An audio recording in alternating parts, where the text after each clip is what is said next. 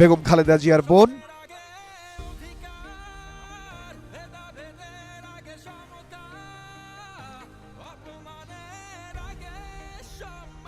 আমরা দেখেছি family member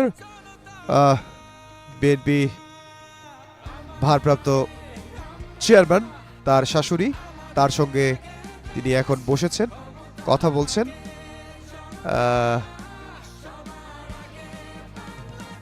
একটা ঐতিহাসিক মুহূর্ত আমরা দেখতে পাচ্ছি।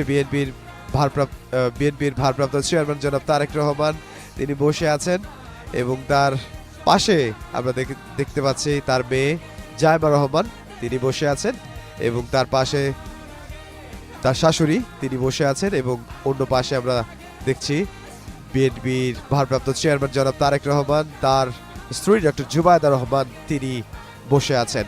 তারা এখানে কিছুক্ষণ অপেক্ষা করবেন। তারা আসলে অপেক্ষা করছেন জনতার কাছে যাওয়ার জন্য। তারা অপেক্ষা করছেন জুলাই